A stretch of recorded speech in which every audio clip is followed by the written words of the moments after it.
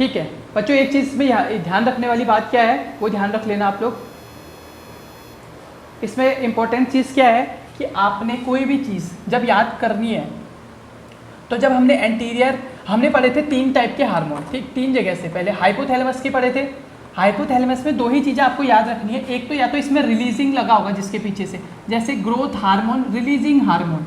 तो releasing hormone या inhibiting hormone जिसके पीछे भी लगा है वो कहाँ से रिलीज हो रहा है, हाइपोथैलेमस से। और सिंपली जिस पे ग्रोथ हार्मोन है और या प्रोलैक्टिन हार्मोन है, ये केवल हार्मोन लगा है जिसके पीछे से, या सिंपल मेलानोसाइट स्टिमुलेटिंग हार्मोन भी है। स्टिमुलेशन भी कौन करता है, ये एंटीरियर पिट्यूटरी के हार्मोन है, ठीक है। मेलानोसाइट इंट्रालोब जो मिडिल वाला पार्ट है उससे रिलीज होता है।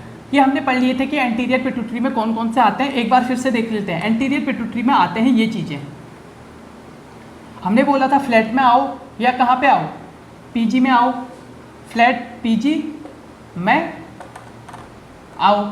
तो आपको ये याद रख लेना है, एफ से एफएसएच, एल से एलएच, ए से बताओ ए से टीएच, टी से टीएसएच, पी से पीएच, जी से जीएच, एम से एमएसएच, ए से एडीएच, ओ से ऑक्सीटोसिन, ठीक है। तो अब मैंने ऐसे ही लिखे हैं, ठीक है। ये 5 हार्मोन, तो ये जो 5 हार्मोन है ये कहाँ से निकलते हैं, एंटीरियर पिट्यूटरी से, ठीक है। एक और मैंने इसमें बताया था जो पढ़ते नहीं है हम, एंडोर्फिन। एंडोर्फिन भी बोला जाता है लेकिन ये इतना ज़्यादा इंपॉर्टेंट नहीं है। तो ये 5 हार्मोन जो हैं फ्लैट और पीजी वो कहाँ पे आते हैं, आगे आते हैं। आगे मतलब एंटीरियर पिट्यूटरी। आज के ज़माने में सबसे आगे कौन आता है, फ्लैट और पीजी वाले ही तो आते हैं। तो फ्लैट और पीजी में क्या होता है, एंटीरियर पिट्यूटरी में। फिर एम से याद रखना मिडिल लोब, ठीक है। एम कहाँ पे रहता है, मिडिल लोब में, क्लियर हो गया। तो एम से याद रखना एमएसएच, ठीक।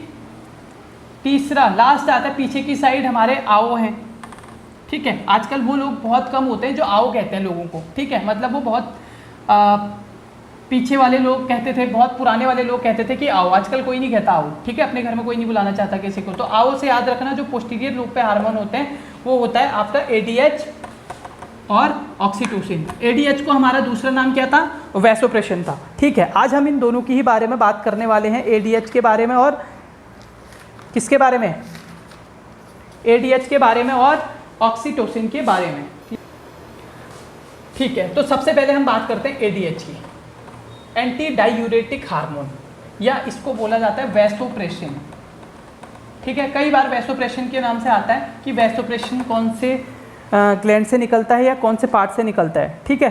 तो अब ये एडीएच करता क्या है, इसको पढ़ने से पहले हमें क्या करना पड़ेगा भैया बताओ। एडीएच पढ़ने से पहले हमें क्या करना पड़ेगा, एडीएच को पढ़ने के लिए हमें क्या समझना पड़ेगा, हमें समझना पड़ेगा कि एडीएच स्टिमुलेट कैसे होता है।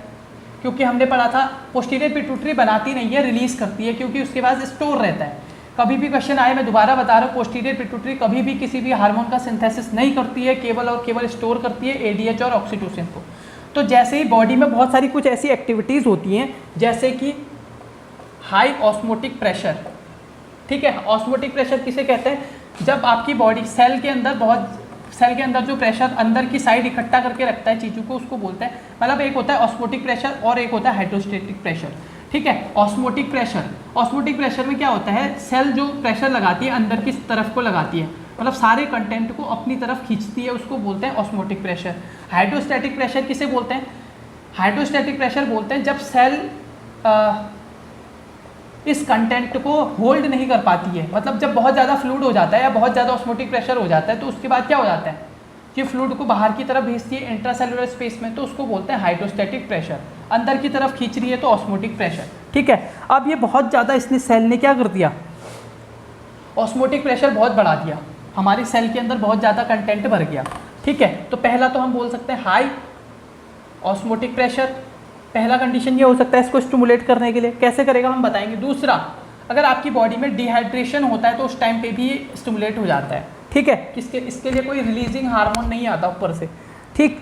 तीसरी चीज़, जब आपकी बॉडी में पेन होता है आपको तब भी ये रिलीज हो जाता है एडीएच, या जब आपका ब्लड प्रेशर बहुत कम हो जाता है, जो हमने किडनी में पढ़ा था लो बीपी में हो रहा था ना, वहाँ पे भी लो बीपी हो रहा था कि नहीं हो रहा था, हो रहा था। जिससे किडनी वाला नहीं पढ़ा है पहले जाके किडनी को अच्छे से पढ़ लें, 3-4 दिन आराम से 1-1 घंटा उसके लिए भी निकालें, ठीक है।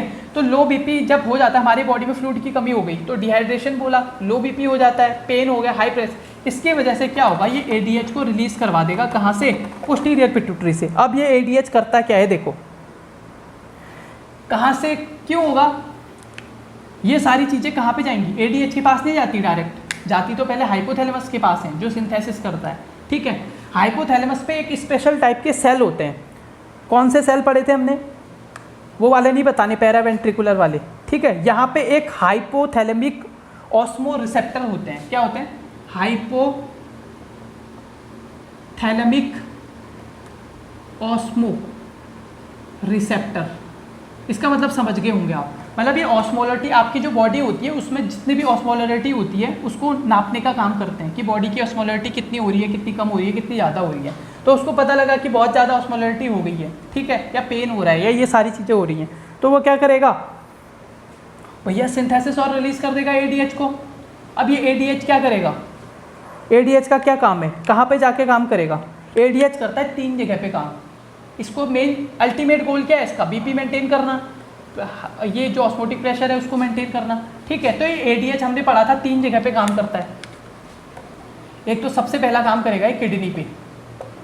अब किडनी पे क्या करता है बताओ, ठीक है, किडनी पे क्या करेगा, पता है कुछ, किडनी पे क्या करेगा, हमने पढ़ा था एडीएच जाके कहाँ पे काम करता है बच्चों, ये आप बताओगे मुझे कि एडीएच कहाँ पे काम करता है, ठीक है। ये वाटर का रीअब्जॉर्प्शन बॉडी में बढ़ा देता है, वैसे ये मैंने पढ़ा रखा है लेकिन दोबारा बता रहा हूँ, किडनी में जाके वाटर का रीअब्जॉर्प्शन करता है, कौन से पार्ट से करता है ये बताओगे आप, ठीक है। दूसरा ये एक और काम करता है एडीएच, एक सेल प्रेजेंट होती है हमारी बॉडी में जिनको बोलते हैं स्यूडोफेरस सेल्स, क्या बोलते हैं, स्यूडोफेरस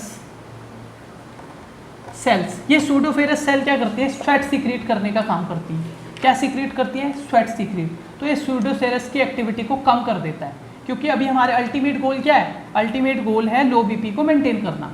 तो 2 काम हो गए, वाटर को रीअब्सॉर्ब कर लिया, तो यूरिन आउटपुट कैसा हो जाता है, यूरिन आउटपुट कैसा हो जाएगा, कम। एंटी डायूरेटिक का मतलब ही क्या है कि यूरिन का आउटपुट कम कर देता है। कैसे करता है, वाटर को रीअब्सॉर्ब कर लेगा। अब जो हमारा स्वेट आ रहा था, स्वेट को भी इसने कम कर दिया, सारी चीज़ें बचा रहा है अब, ठीक है। और एक और काम करता है ये, जो भी बॉडी से बाकी कहीं कहीं से भी वाटर लॉस हो रहा है वो भी कर देगा। तीसरा इसका मेन काम होता है एडीएच का, हमने पढ़ा था वहाँ पे, ये क्या करता है, वैसोप्रेशन क्यों नाम है इसका, एडीएच का नाम वैसोप्रेशन क्यों है, क्योंकि ये कॉन्स्ट्रिक्ट कर देता है वेसल्स को, ये भी पढ़ा था हमने उसमें, ठीक है। वहाँ यहाँ पे काम आएगा, ये कॉन्स्ट्रिक्ट कर देता है वेसल्स को। अब वेसल्स को कॉन्स्ट्रिक्ट कर दिया इसने, सारा का सारा क्या कर दिया, स्वेट भी नहीं आने दे रहा है, वाटर भी रीअब्सॉर्ब कर लिया, तो उसकी वजह से क्या हो जाएगा, अल्टीमेटली आपका जो बीपी वगैरह होगा वो कैसा हो जाएगा, इंक्रीज हो जाएगा या नॉर्मल हो जाएगा, ठीक है। तो ऐसे हमारा काम करता है क्या, एडीएच। क्लियर हो गया इतना, तो ये बात हो गई हमारे एडीएच की। अब हम बात करते हैं ऑक्सीटोसिन की। ऑक्सीटोसिन दूसरा हार्मोन है, ठीक है, जिसको लव हार्मोन के नाम से भी जानते हैं बहुत सारे लोग, ठीक है। थोड़ा सा खुश होने की ज़रूरत है इस पर कि ये लव हार्मोन है ऑक्सीटोसिन। अब ऑक्सीटोसिन कैसे कैसे काम करता है देखिए, वैसे मैं इसको बहुत डीप पे पढ़ाना चाहता था, पर अभी हम जैसे जैसे पढ़ेंगे ऑक्सीटोसिन को हमने ओबीजी में अलग से ऑब्स्टेट्रिक जो भी ड्रग हैं उनमें पढ़ना है अच्छे से, तो मैं यहाँ पे इसको फिर से डिस्कस नहीं कर रहा हूँ, ठीक, क्योंकि हर बार बार बार डिस्कस हो जाता है तो लेक्चर हमारा लॉन्ग हो जाता है, काफ़ी बच्चे बोर हो जाते हैं देखते देखते, ठीक है। अब बताओ कि ऑक्सीटोसिन कैसे अपना स्टिमुलेशन ज़्यादा करता है, कैसे करता है भैया, ऑक्सीटोसिन कैसे बढ़ेगा, तो ये बढ़ता है 2 कंडीशन में।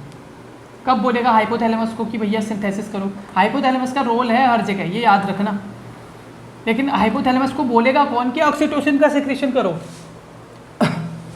तो सबसे पहले हमको देखना पड़ेगा क्या क्या चीज़ें होती हैं। तो ऑक्सीटोसिन फीमेल्स की बात करते हैं, तो एक तो अब जब आपके यूट्रस में डिस्टेंशन होता है बहुत ही ज़्यादा, ठीक है, डिस्टेंशन होता है तब ये रिलीज होगा। दूसरी कंडीशन कौन सी है, दूसरी कंडीशन क्या है कि जब भी क्या करना होगा,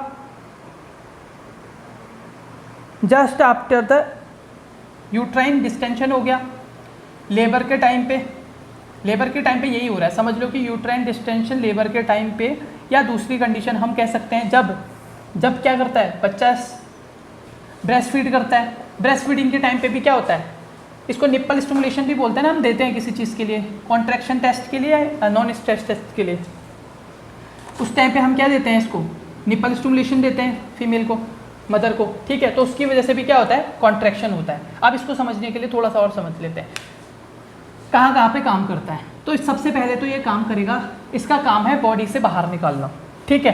तो सबसे पहले जब ये लेबर के टाइम पे होता है कॉन्ट्रैक्शन, तो बेबी को बाहर निकालता है, फिर उसके बाद बेबी बाहर निकल जाता है, ठीक है। तो फिर मेमरी ग्लैंड होती है, जो क्या होती है, मेमरी ग्लैंड की जो एपिथेलियल सेल्स होती हैं, कौन सी सेल, एपिथेलियल सेल्स होती हैं, उनमें भी कॉन्ट्रैक्शन करता है। मेन काम इसका कॉन्ट्रैक्शन करने का है। यूट्रस डिस्टेंशन होगा और क्या लेबर की प्रोसेस स्टार्ट होगी, या इसको जो भी अगर निप्पल स्टिमुलेशन दिया जाएगा, इन सब की वजह से ऑक्सीटोसिन रिलीज हो जाएगा, ठीक है। अब ये ऑक्सीटोसिन करेगा क्या, ऑक्सीटोसिन करेगा कॉन्ट्रैक्शन, ठीक है। कॉन्ट्रैक्शन कहाँ पे करा इसने, यूट्रस में करा तो बेबी बाहर, और अगर मेमरी ग्लैंड में बाहर किया तो एक्सक्रीशन बाहर, ठीक है। क्या ऑक्सीटोसिन इजेक्शन करवाता है, ये बात याद रखना आप, बहुत सारे लोग के लिए क्वेश्चन आता है, इजेक्शन ऑफ मिल्क कैसे होता है, इजेक्शन ऑफ मिल्क कैसे होता है, ठीक है। तो प्रोलैक्टिन भी दिया होगा वहाँ पे, ऑक्सीटोसिन भी दिया होगा, ठीक है। तो आप क्या करोगे, टिक प्रोलैक्टिन को, अगर यहाँ पे ए और बी दिया है तब तो आप इसमें जा सकते हो, लेकिन नहीं दिया है तो इजेक्शन करवाने का काम ऑक्सीटोसिन ही करता है। ये क्वेश्चन आप पढ़ोगे धीरे धीरे, और इम्पॉर्टेंट क्वेश्चन है, बहुत सारे आपको पुराने जो भी न्यूज़ पेपर हैं, एग्जाम्स हैं, उनमें देखने को मिल जाएगा, कॉम्पिटिटिव पर्पज़ वाले, ठीक है। तो ऑक्सीटोसिन इसका काम है। अगर मैं ये पूछूं कि लैक्टेशन के लिए कौन सा है, अगर मैं पूछूं कि लैक्टेशन के लिए कौन सा है, तब दोनों चीज़ें आ जाएंगी, ठीक है।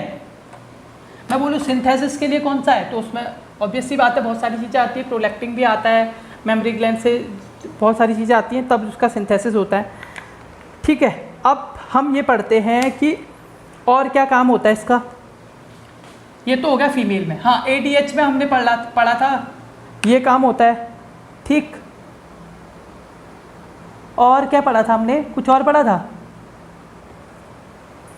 मेल्स में क्या काम होता है, ठीक है, ऑक्सीटोसिन का।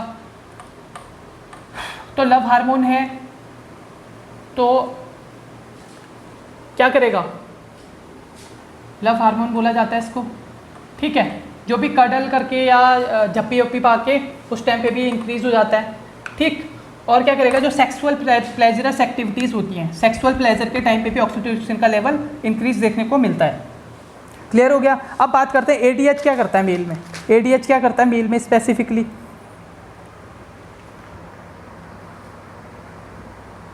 किसी को पता है क्या करता है,